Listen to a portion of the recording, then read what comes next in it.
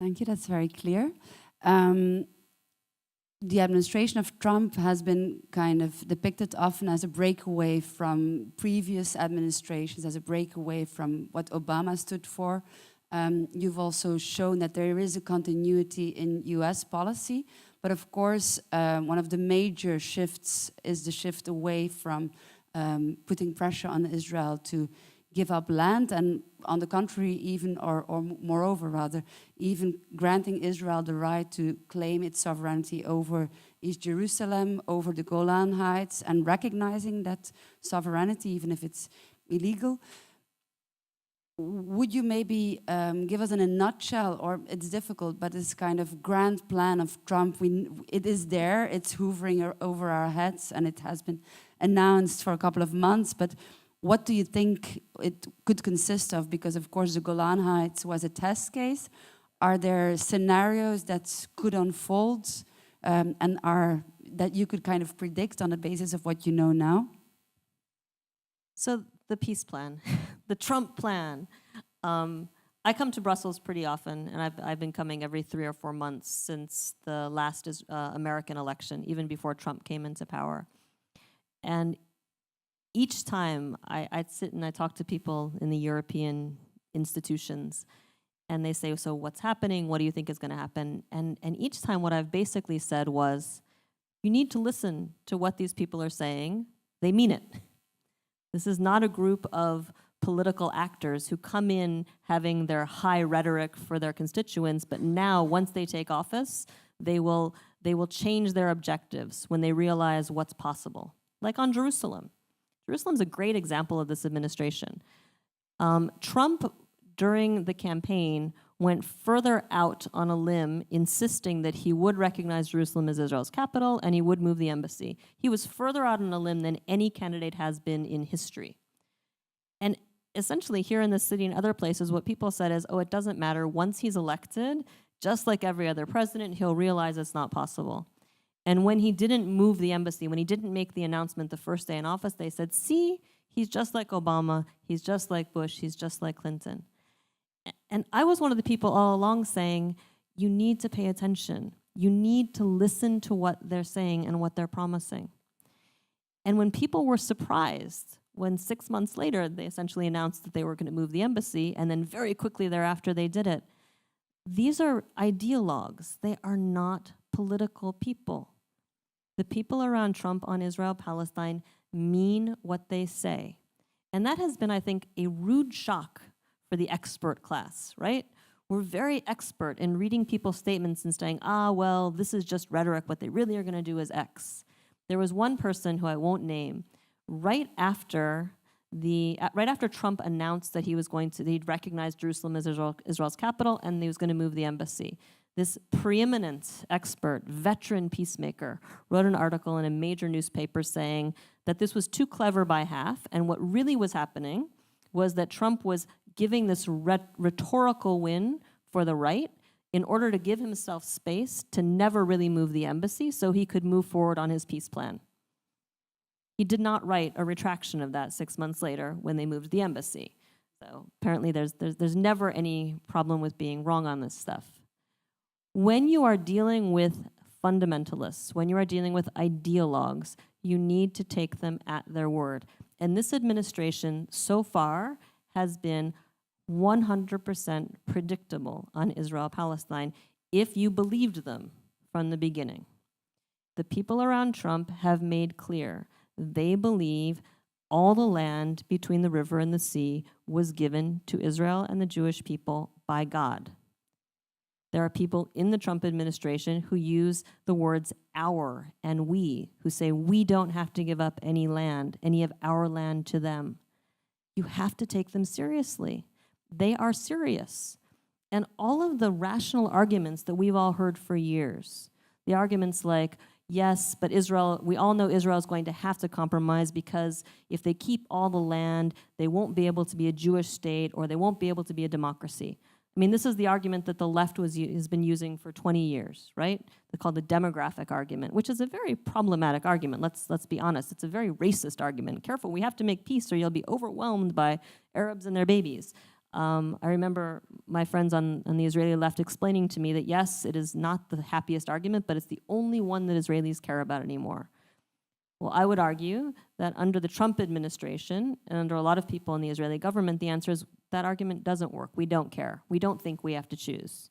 Maybe we're going to say that our democracy is defined differently. It's a tough neighborhood. This isn't North America. So maybe we define democracy differently. Or maybe we say we don't care about democracy. What's important to us is that it's a Jewish state. I go back to a lesson that I learned in 1992, sitting talking to a settler leader in Hebron. I've written about this. And I was talking to him, it was 93, because it was after Oslo had happened, and I went to see him kind of like, okay, you've been telling me about how the settlements are never going to be stopped and everything's great. We now have the Oslo Accords. What do you think? Wondering how he would reconcile this to his version of the world. And his answer was basically, I'm not worried. I'm not worried at all. Maybe there'll be another war and all the Arabs, he doesn't use the word Palestinians, all the Arabs will leave. Maybe we'll find a way to pay them and the international community will finance them and they'll leave. Maybe there will be a virus that only attacks them and doesn't attack us. It doesn't matter. God will sort it out. I will never forget this. I wrote this in a State Department cable. His bottom line argument is God will sort it out. If you are making foreign policy based on the belief, this is ours, not theirs, it was given to us by God, it was given to them by God. If you're an evangelical Christian looking at Jews, you say it's theirs, it was given to them by God, which, by the way, there are members of Congress who say that on the floor of Congress because God gave it to them. If that is what is making your foreign policy, then nothing I can tell you about democracy or human rights or international law or even security is going to make a dent. And that's what we're dealing with here. And unfortunately, I think a lot of us have had a hard time coming to terms with that. I think people are still in denial when they say, well, what about the Trump plan? Maybe that's going to fix it. I've said to people in this city before, when they say to me, well, what do you think is going to be in the Trump plan? Do you think there's something that we can work with in a Trump plan? I've had Europeans in Washington say this to me. Maybe there's something we can work with. We have to wait. And I say, well, unless you imagine that page 1 of the Trump plan is a statement rolling back everything that the Trump administration has done in the past 2 years. If you imagine that, then my goodness, whatever you're drinking, I would like a sip, because that's a very optimistic viewpoint. The Trump administration is enormously proud of its Israel policy. They consider it a great accomplishment. And they're continuing to move that direction. Well, where they are now, the starting point for a Trump plan, violates international law at every level, and it violates European policy. So if people are waiting for a Trump plan to say, well, maybe there's something here that we can work with, something here that will move forward the peace process, I don't know what they're imagining that will be, because the entire plan is already over the line of international law and European policy. So in this city, I don't understand what that means. If the idea is maybe there's some creative solution here that can make us, again, we'll all announce that the peace process is dead, and it's going to give us a new path forward that will lead to peace. Again, if you imagine that there is going to be peace between Israelis and Palestinians predicated on depriving Palestinians of a state and self-determination, depriving Palestinians of linkage to Jerusalem, which is what's happening geographically, depriving Palestinians of any sort of formula that gives them dignity for themselves, for their children, and for their refugees, who, no, I think most Palestinians understand all the refugees are never going to go back. But to not even have some formula that recognizes their grievances and addresses what has been done to them, because as my friend Danny Seidemann says, there are no vegetarian liberation movements. Israel was not created without it coming at the expense of other people. And there's got to be some accounting for that, some reckoning. At least a moral reckoning which says, this happened, we recognize your pain. If people think that you're going to move forward without any of that, again, whatever you're drinking, please send up a bottle. We need it up here. Thank you. Maybe a last question. I have plenty more, but I'm sure that the audience has as well. Where do you see the hope? Because you describe at a certain moment, you had a very interesting article today in Foreign Policy, which I would all recommend you to read. It's really interesting. and you acknowledge that there's also perspectives. The peace process is dead, fine, but there's also maybe perspectives we can maybe look forward. But I'm wondering if you look at the infringement and the stifling of the freedom of speech, not only in the US, also in Europe, Macron talking about anti-Zionism and equating with anti-Semitism, a lot of our elected politicians being quite cowardly on Israel and Palestine. Most of the most courageous politicians are people like Dries van Acht, who resigned from term and who afterwards kind of can talk more freely. How do you deal with that? Because there's lack of political will, there's stifling of the freedom of speech, and there's not quite as many people like you who are from a very knowledge-based perspective, quite as courageous to say, well, this is where we stand today. So where exactly do you see that hope for a new way forward? Hope. Hope is a thing with feathers, right? So, and I have to be clear, I still have hope because I have to. I have to. And I have friends who work in all sorts of social justice movements, and they talk about the arc of history bending towards justice. I don't feel like it's bending towards justice right now. I feel like it's bending the other way. I have to hope it will bend back, but I also have to know that it won't bend back unless people work very hard to bend it. It doesn't bend on its own. I have also learned, to give you another cliche, that the only antidote, when people talk about hopelessness, the antidote to hopelessness is not hope. The antidote to hopelessness is action, right? It's not just, okay, I'm going to feel hopeful. You feel hopeful because you're doing something. You're trying to change the world, and if enough people are trying, it's possible. But I also ground my hope in realism. I am not someone who has been saying, please let the peace process end sooner so we can get to the next chapter. I think there is something morally irresponsible with trying to rush us towards what may be another conflict. I think you have to fight and try to make things work as long as you can. When I say it's over, I say objectively, I don't see any way to get to peace from this anymore. But I was telling this story earlier. Some years back in the Obama era, I was at a meeting in the White House, meeting with a very senior official in the White House. I was there with a colleague from Jerusalem, talking to this official about what was happening with Jerusalem settlements. And it was a whole complicated story about what's actually happening on the ground. And we were trying to convey to this official the urgency of what's happening in Jerusalem, because the planning, the way it was moving and has moved, is about preventing a two-state solution. There's no question. That is the goal of what Israel is doing in the greater Jerusalem area. And he just wasn't getting upset. And my colleague is like, maybe you don't understand. This will kill the two-state solution. And the guy looked at us and he said, you know what? Maybe you're right. One day we're going to wake up and the two-state solution will be dead. He says, then what? He says, life goes on. Better for some, worse for others, but life goes on. And my colleague and I walked out of there like, what kind of policy is life goes on?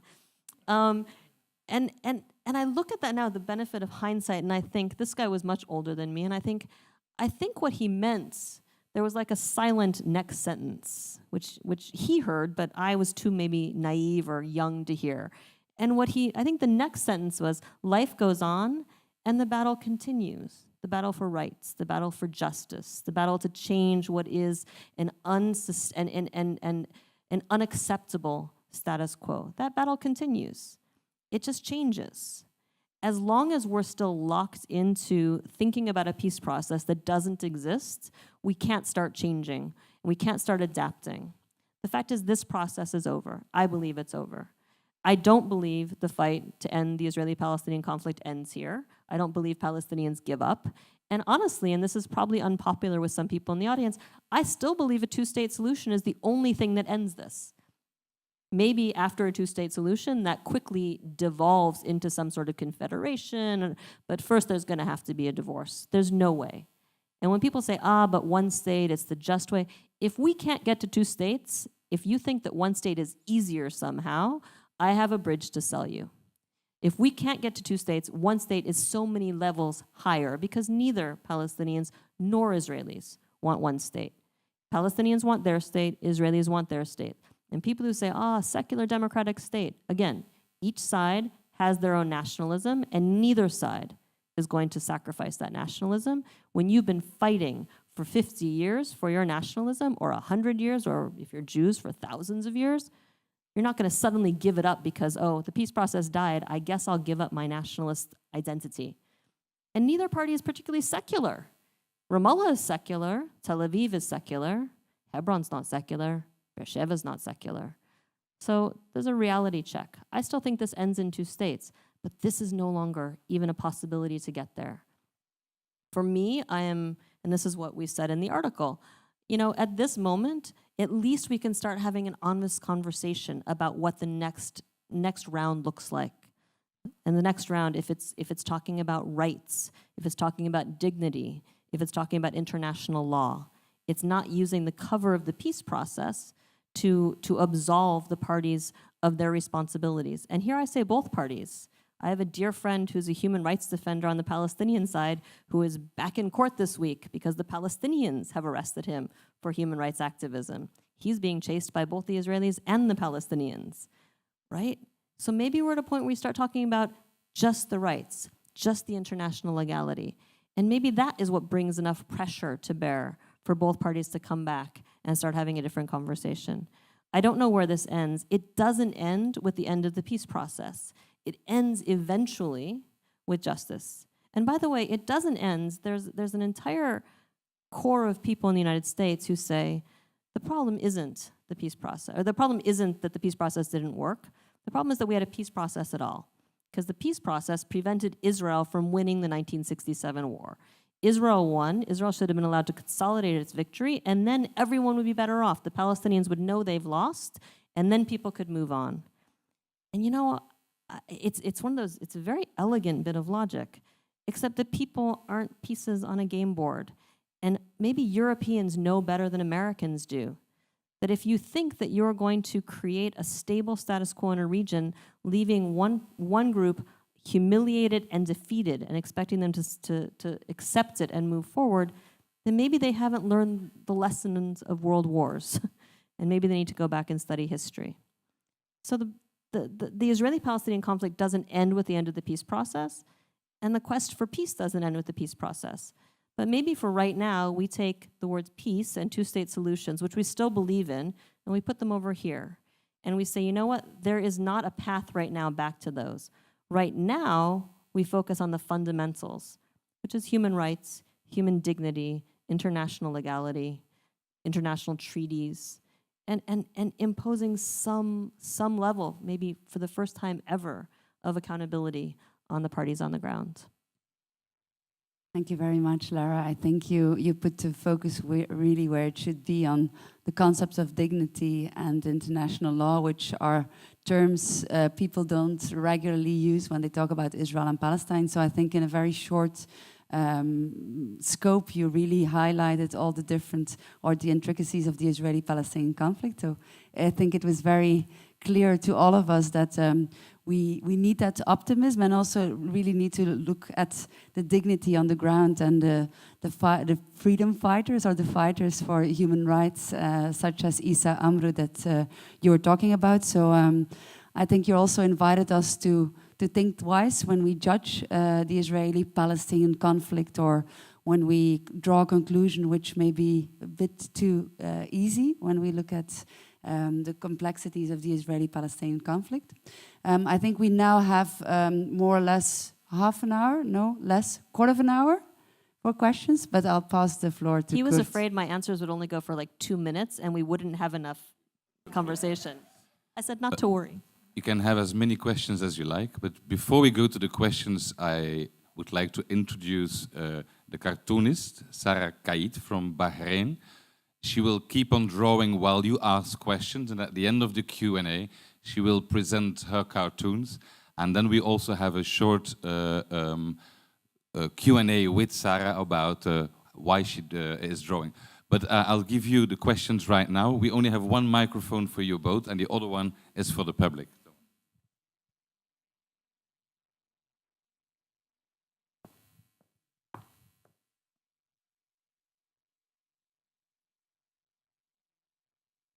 Thank you so much for coming here and for being here. My name is Alejandra and I'm an Erasmus student here in Brussels from Madrid. I have 2 questions.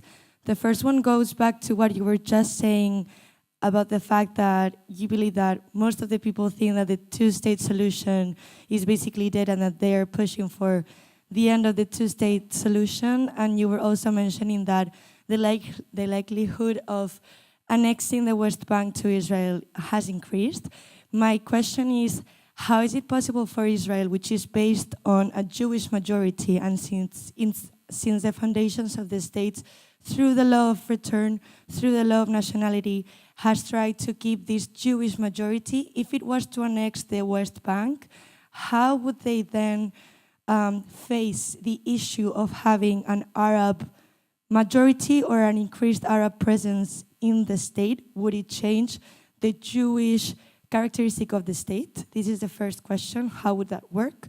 Because we also see now with Netanyahu and the nationality law that they just passed this year, not recognizing Arabic as an, how is that going to work if they annex the West Bank? What's going to be the role of the Arabs? And the second question is, we have the Israeli elections next week. Should we expect anything from that? Anything about the peace process? Is it nothing's going to change? Thank you. So do we want to take many questions or just a couple at a time? Well, that's a lot, so I'll just start there. The Israeli elections first, because that's on a lot of people's minds. I am not someone who likes to predict elections, particularly Israeli elections, which I find always surprise me. I will say, if you look at the Israeli, the major parties, and it's not clear exactly today who will win, but I think it's pretty clear that whatever government comes out of these elections, it's either going to be a coalition of the right and the far right, or the right and the mid-right. There is no real progressive voice. And certainly a coalition that has the not far right in it would be preferable from a basic humanity perspective. I say that I think of my Israeli friends. I mean, yeah. In terms of what that means for the Israeli-Palestinian peace process, there's almost no difference. I don't want to say there's no difference, but I mean, the party, the blue-white party, will not come out saying it supports two states. They are very clear. They support Israel holding on to forever about 30% of the West Bank. That's what they're clear on. I think it's really important after 25 years of peacemaking with Israel-Palestine, I think it's important that we start listening to what Israelis say and taking them seriously. So if the idea is, well, you know, Gantz, that's the guy who's running against Bibi, he says that he can't say two states, and he says that they want to keep 30%, but I'm sure that once elected, they would become more courageous. They just can't say it publicly. You know what? After all of this time of watching Israeli governments mean what they say, I'm going to believe him. I'm going to believe him when he says we would never let go of all of this part of the West Bank. I'm going to believe Israelis when they're polled and say we actually support. Most Israelis today support Israel annexing all or part of a good portion of Israelis, where it used to be almost none. A good percentage now support annexing all or part of the West Bank. I think their politicians are in line with that. So my expectation is that whoever is elected, I don't think we see any great push for peace. Does it make a difference in terms of maybe how quickly they move to annexation? I don't know. I honestly don't. When you've got a Trump administration that is actually to the right of many Israeli politicians, I think that puts a lot of pressure on Israeli politicians to move to the right. With the move on the Golan, to me, it is a signal from the American government that the American government is ready to recognize and defend Israeli annexation of the West Bank. And that's how it's understood by Israelis. They're saying that publicly. So I think it's very hard if the Americans are saying, do it, do it. I think that puts a lot of pressure because you've got a constituency in Israel that's saying, do it, do it. So what? You're more pro-Palestinian than Trump? Because that's how it's seen. So elections, On the question of Israel as a Jewish state, I'm going to make an observation right now. Israel is about to have elections that will decide the future of millions of people who don't get a vote, but who are governed by Israel. If you add those people who are not Israeli Jews in with the citizens of Israel who are Palestinian origin, you already have, around parity, if not more people who are not Jewish. So is Israel a Jewish state? It's already ruling over all of that area. I mean, there is some fiction now. The Jewish majority of Israel is something of a fiction. That's one of the reasons why the left has always said you've got to make peace and get rid of the West Bank, because then the numbers work out better for you. Because then you only have to deal with your 20% of the population that's Palestinian, which you now have declared not completely full citizens, all very problematic. It is clear to me, looking at the Israeli body politic, that people just don't care about this demographic question anymore. By and large, Israelis are not bothered by the fact that there is now today millions of people under their rule who are disenfranchised and who are not Jewish. It does not bother them. And part of that goes back to the accountability. Why should it bother them? We have the President of the United States says it is the Jewish state. It is the homeland of the Jews. Nobody seems to care that such a huge number of people living there are not Jewish and that a huge percentage of them are entirely disenfranchised. Nobody cares. So if tomorrow Israel annexes, again, you wake up one day, what's different? If you're Israeli or Palestinian, the difference between today non-annexed, tomorrow annexed, I mean, on the ground,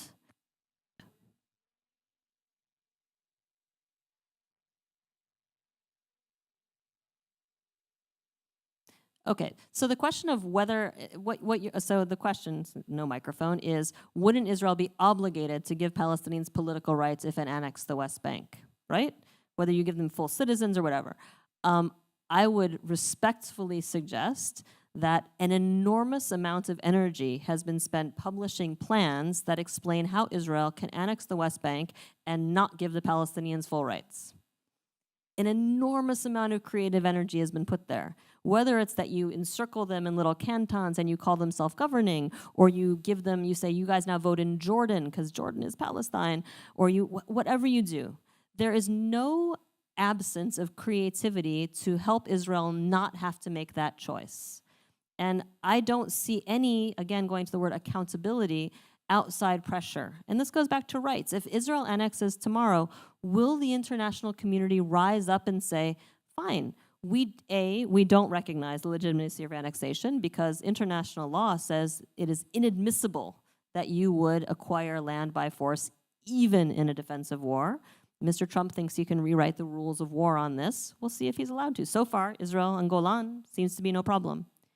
But if they do that and they wake up one day and it's annexed, will the international community rise up and say, you must give citizenship to the people on the ground? Now that you've annexed it, you don't have a choice. You must. Otherwise, what? That's the question. Is there an or else? If you look at the plans that have been crafted by the what do you call it? The former security guys,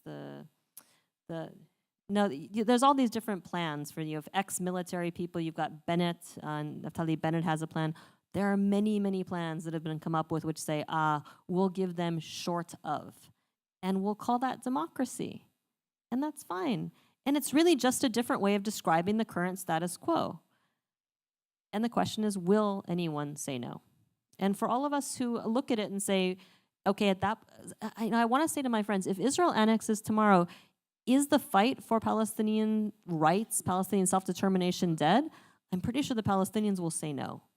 And for me, as someone who cares about Israel as a democracy and liberal values, my fight isn't over. I care about the Palestinians and I care about Israel. And the idea that Israel will now actually be effectively a dictatorship over people who are disenfranchised, that's intolerable. So I won't give up. And a lot of people won't give up. And that will be the new ground that we will be fighting for peace on, or fighting for rights on. A couple of questions. Have the next 2-3 questions, but keep it short, please. Just say who you are and keep it short, your questions, so no statements. Thank you. Hi, I'm Moritz, and I'm a student of European Studies. Thank you so much for being here. My question would be, given that what you've said, that a lot of the foundations of this peace process have been demolished, what could and should be the role of the international community, so the US and the EU and other important actors, in building up new ground, building up something new that could lead eventually to peace? Thank you. My name is Frederik Janssens from Pax Christi. A year ago, I was in Israel, and I heard a story You talked already about fundamentalist politics. I heard that there are millionaires in the United States that gather money to build a third temple, which would imply to destroy the Al-Aqsa Mosque. Maybe it's not true, but I heard that story. Maybe you can say something about it. One more question, maybe there in the back.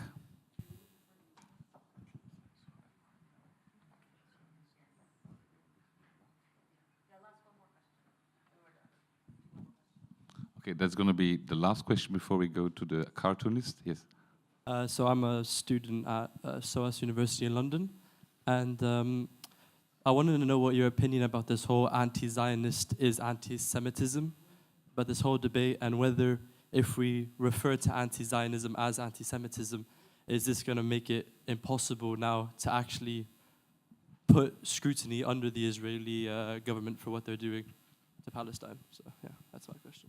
Okay, so 3 really easy questions. I'm going to start with the third temple, because that's actually the easiest one.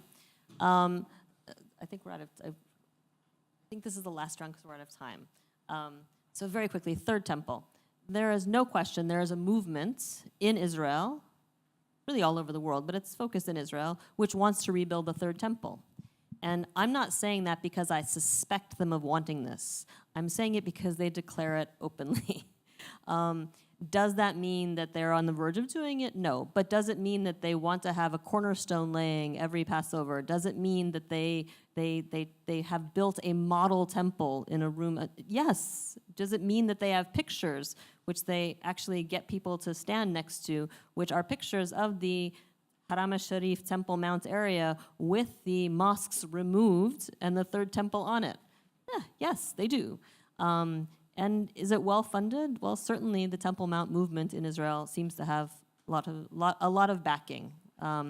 So, I would encourage you, if you research on this, they are very open about what they're doing. Spend some time and you can see that for yourself.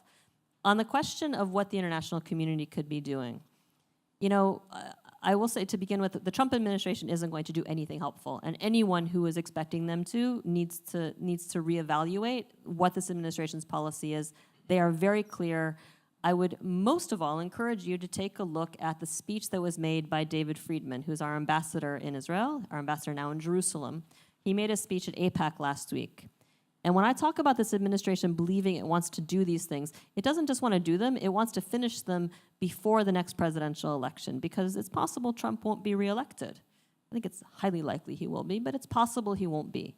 And there is a determination to do all of these things before they lose the opportunity presented by Trump. And that's what David Friedman says in his speech. He talks about how could we not do this? How could we live with ourselves if someday people look back and say, why didn't you achieve all these things while you had the most pro-Israel government in history in the White House? He's very clear on that. The international community, at a moment when the international liberal world order that was put into place after World War II is under assault, and it's not just under assault on Israel-Palestine, it's under assault across the board. Honestly, standing with that international world order, that rules-based order, where the acquisition of land by military force is unacceptable, that is the only thing the international community can do right now, and it is the most important thing that they should have been doing all along. This international world order that I believe in, and there are people in Washington who are eager to see it fragmented, they are eager to see it fall. I believe, and I would think from a European perspective, people would believe this is important. Sanctity of borders, sanctity of rule of law. The idea that we don't live in a world where might makes right, where rule by force is what counts. I mean, Europe has lived that before. That's what we're headed back to. And standing up for that rules-based order, if people were standing up for international law, it would change their interface with Israel-Palestine, because there are laws that govern these things. I have argued in this city many times when people say, well, every time we talk about our settlements policy, we get attacked. And I say, I don't get it. Europe doesn't have a settlements policy. Europe has an international law policy. Its policy on settlements flows unavoidably, if you support international law, then settlements are illegal. It's a very simple thing. This isn't anti-Israel. It's not even about the peace process. It's international law. And if we can get back to that, not back, we've never been there. If we can go to that sort of approach, I think Europe is in a much stronger position, and I think, frankly, the entire world order would benefit. On the anti-Zionism and anti-Semitism, you know, this is, for folks who read or who follow American news, anti-Semitism is really all anybody wants to talk about these days in the United States. Ironically, they're not talking about it because a white supremacist went to a synagogue and killed a bunch of Jews in a synagogue, which I would have thought would be a really good time to be having a conversation about anti-Semitism. They're talking about it because a member of Congress who is a Somali refugee citizen who made it to Congress, who is a woman who wears a hijab, has criticized Israel. Now, did she criticize Israel with careless words? I don't know. I don't find anything that she, personally, I don't find anything she said to be anti-Semitic. Other people did. And other people who I know who are not looking for trouble, they really were bothered. You know, I don't know what she could have said that they would not have seen as anti-Semitic. It's clear to me that if she's going to talk about Israel-Palestine and she's going to generate, as a friend of mine says, not just fire, but heat, she's going to have to be very studied in the words that she uses going forward. And I hope she is. But at this point, anti-Semitism is clearly becoming a tool to try to shut down criticism of Israel. I will reject that. I am concerned about anti-Semitism. I'm concerned about anti-Semitism in Europe. I'm concerned about it in the States. But the core of anti-Semitism that I'm worried about is not hiding behind Israel. It's very open, and it's about hatred of Jews. If people want to criticize Israel, that is their business. If they criticize Israel by talking about Jews in ways that are hearken to deep racism towards Jewish people, or we call anti-Semitism, then that's a problem. But criticism of Israel, or criticizing Israel's existence, I want Israel to exist, and I will defend that. You may think Israel shouldn't exist. That is your right. It's not your right to blow up citizens of Israel. It's not your right to attack people with coming out of a synagogue. But it is absolutely your right to disagree with the existence of Israel, which, by the way, I've got Israeli friends who say Jordan is Palestine. They're basically saying Jordan doesn't have a right to exist. You know what? I think it's a foolish and dangerous statement. And I think as a policy, it's an incredible betrayal of a country that has been a great friend to Israel for many years. But they have a right. The idea that our political opinions should be shut out and quashed by using anti-Semitism as a weapon is odious to me as a human being, an American, and as a Jew, it is antithetical to what I was raised with. Because I was raised, again, in the liberal American Jewish world, and we have a constitution, which you guys don't, which guarantees free speech. But I was raised that we, as American Jews, we will fight for the rights of people we disagree with to say things that we hate, because we recognize that if free speech is not guaranteed for everyone, it is guaranteed for nobody. That is what I was raised to believe. And what I'm finding out suddenly now, at this age, is that many in my community are prepared to create a free speech exception when it comes to Israel. And they can say that it's anti-Semitic. They say if you support boycotts, that's anti-Semitic. If you support boycotts, you have to be shut up. Boycotts under American law are a form of political free speech. If you're not going to defend free speech for everyone, you are going to let it go for everyone. And that cannot be allowed. Thank you very much, Lara. I think this was a great end, a great answer. So please give Lara and also Brigitte a big applause. Thank you.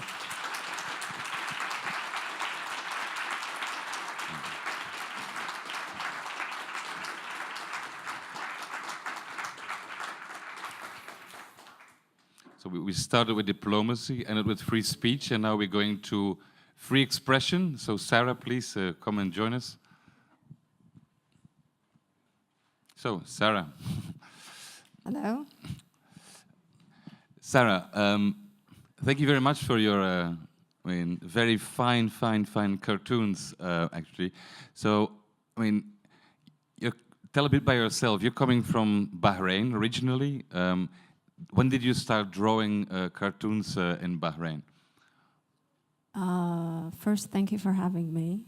I started in 2009, actually, and it was because of a picture I saw on TV.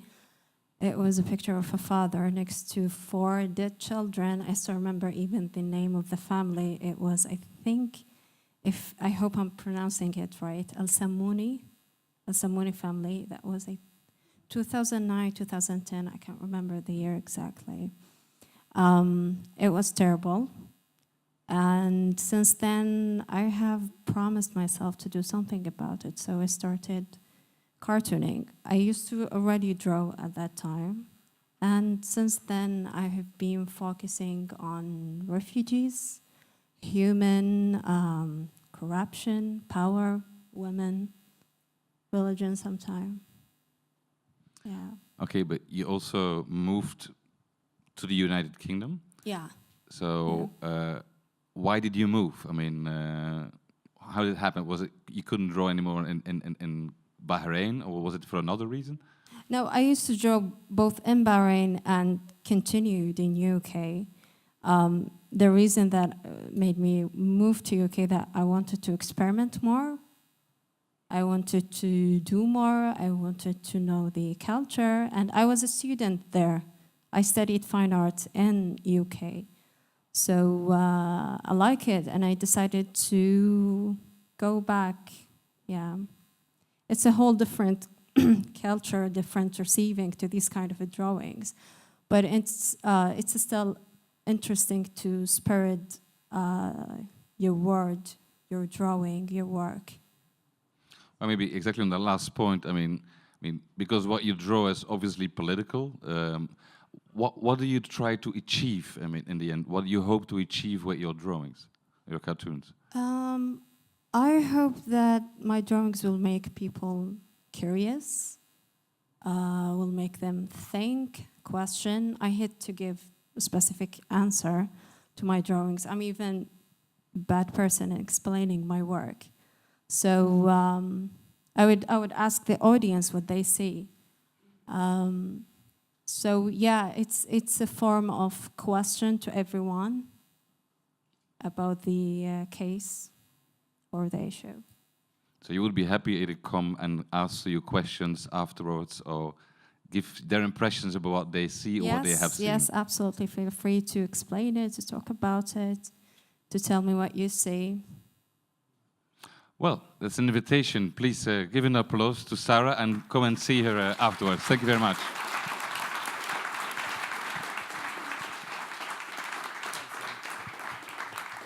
So thank you all so much for attending this, I think, very, very interesting lecture. And I hope to see you again on the 2nd of May on Saudi Arabia and its role in the Middle East. Thank you very much and a good evening.